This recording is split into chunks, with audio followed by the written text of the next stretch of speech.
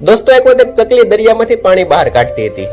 આ દ્રશ્ય બીજા પક્ષીઓ જોઈ રહ્યા હતા, પરંતુ ચકલી પોતાની મહેનતથી દરિયાનું પાણી બહાર કાઢતી હતી. એટલે આ પક્ષીઓથી રહેવાયું ને અને પક્ષીઓ ચકલી પાસે આવ્યા. ચકલીને પૂછ્યું કે તું આ શું કરે છો? એટલે ચકલીએ કહ્યું કે આ દરિયાએ મારા બચ્ચાને ડુબાડી દીધા છે, એટલે આજે હું આ દરિયાને સૂકવી દઈશ અને મારા બચ્ચાને હું જીવતા બહાર કાઢીશ. એટલે બીજા પક્ષીઓએ કહ્યું કે તું આ ક્યારે સૂકવી રહીશ આવડા મોટા દરિયાને? એટલે ચકલીએ કહ્યું કે તમારે દેવો જોઈએ તો સાથ દો, મારે સલાહ નથી જોતી. એટલે બીજા પક્ષીઓ પણ તેની સાથે જોડાણા અને દરિયાનું પાણી બહાર કાઢવા લાગ્યા. ત્યાં થોડી વારમાં હજારો લાખો પક્ષીઓ ભેગા થઈ ગયા અને બધા પક્ષીઓ એકબીજાને એક જ વાત કહેતા કે દેવો હોય તો સાથ આપો, સલાહ નહીં.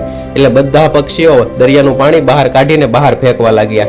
આ વાત પક્ષીરાજ ગરુડ પાસે ગઈ અને ગરુડજીએ પણ દરિયાને સૂકવવાની તૈયારી કરી.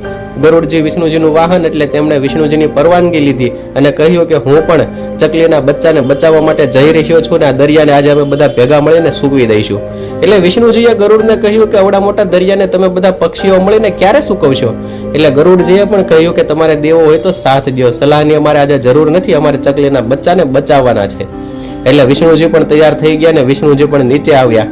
વિષ્ણુજીએ દરિયાને કહ્યું કે તારે અમને ચકલીના બચ્ચા પાછા દેવાના છે, નહીં તો હું આ સુદર્શન ચક્ર ચલાવું છું ને તને સૂકવી દઈશ. દરિયો ડરી ગયો અને દરિયાએ ચકલીના બચ્ચા વિષ્ણુજીના હાથમાં આપી દીધા. એટલે દોસ્તો, આ છે સાથની તાકાત. દોસ્તો, બધા ભેગા મળીને જો કાર્ય કરશું તો સફળતા આપણા કામમાં જરૂરથી મળશે દોસ્તો.